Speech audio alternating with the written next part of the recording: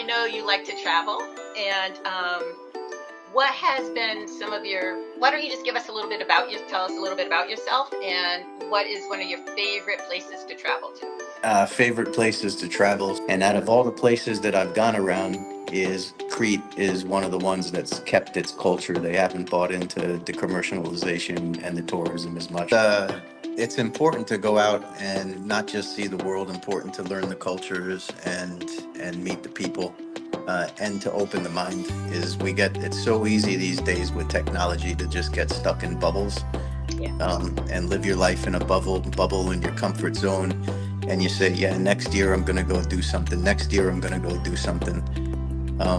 So it's a little bit of motivation for yourself to remind yourself that there's more out there, than what you're seeing now.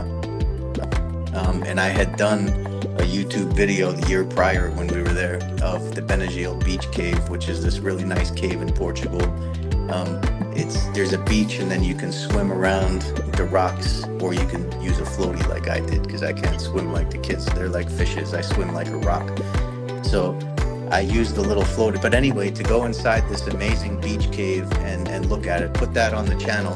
The next year when we were in there, this Portuguese guy came up to me and he said, "Are you VFC's Travels?" And I said, "Yeah." And my son and his friends thought I was a badass after that, so they loved it. And he says, "I want to tell you one thing, is that I am Portuguese from the north of the country, and I did not know that my country that had this much beauty, something as beautiful as this in my country, until I watched your video." Wow. So that inspired me to keep going with documenting it, because you never know whose life you're going to touch. Yeah. You never know who you're going to inspire to do it out there. And I try to mix it up with some adventure, but also showing people that you don't have to, if you're afraid of heights or hikes and those mountain roads, there's also places to go where you can still get that feeling. Oh, that's great. That's great. That's awesome. So you talked about Crete. Do you think that that's your best travel experience, and that you would go back there again, and you just love it because it's old and doesn't change as much? Is that basically it? Yeah, I love it because it's very raw. I don't know if that's the right word. It's very raw. If you want to be on the north side of the island, there's a lot of beaches for tourists. They're flat. You can see some mountains and just hang out. But when you go to the south of the island, nothing's changed. I was surprised. They paved a few roads that weren't paved for years down there. But other than that, you're getting these plunging mountains right into the water with these fantastic views, and it's like the Cretan people are very pure. They're raw. They don't try to fake and be somebody they're not. The food is great too, and I can't lie, I love that free raki at the end of the meal too. So Crete is I think my favorite place. Yeah, I'll always go back to Crete. Spain, of course, because we were based there for 10 years. So Spain holds a special place in my heart. It's tougher to find places in Italy that they still keep their culture, and they're very proud of their culture, but Italy is very, very touristy. That's my only drawback with going there. You've traveled so much. What is a good travel tip? What's one of your best travel tips when you go to travel? So this is good. When I have good tips too, on my VFC's Travels YouTube channel, I have a playlist for travel tips. So I recommend people check that out too. There's a few things I think especially people from America are afraid to break the mold sometimes, and they'll stick to booking their entire trips through like Delta or American or United, and sticking to the American Airlines. So the tip I'm always telling people is, don't be afraid of these low-cost airlines like Ryanair, for instance. And this is good. So, because antipasti in New York is you get the whole tray, right? You get the cold cuts, you get the prosciutto, you get all the cheeses, and that's called antipasti.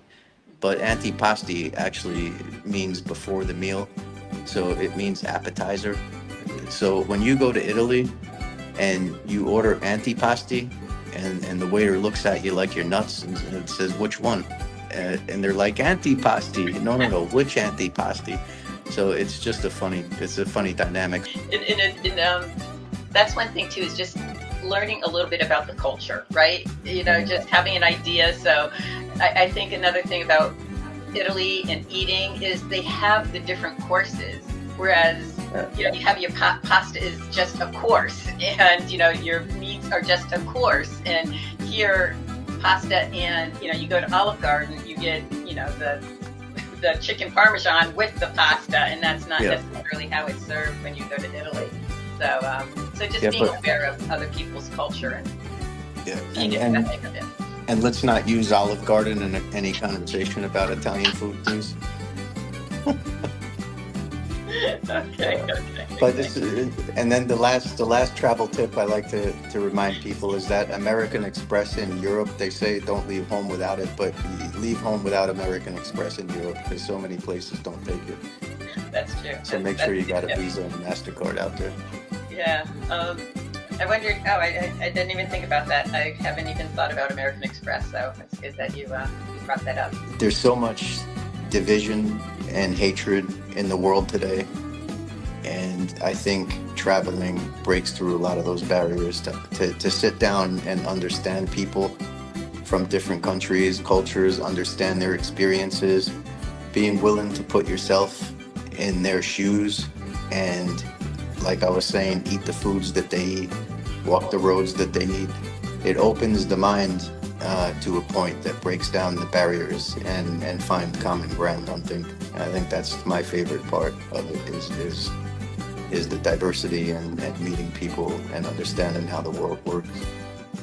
Yeah, that's really good. It's when you're actually there and you see how they live, and then you understand their culture so much more, and you understand where they come from. It's good. And so it's neat that even though I really feel we have totally different personalities, that that is definitely something that we do agree on, is that the world is a big place, but when you go out there, you can learn more about them and appreciate the different cultures. Yes. So by different personalities, are you telling everybody that I'm more fun? Yes, definitely. You are more fun. My daughter even said that because she looked on your Facebook and she's like, "Oh, Mom, who's that?" And I'm like, "Oh, that's my friend from the Navy." And she's like, "Really?" Like, she was so surprised I had you as a friend. That's awesome. I know.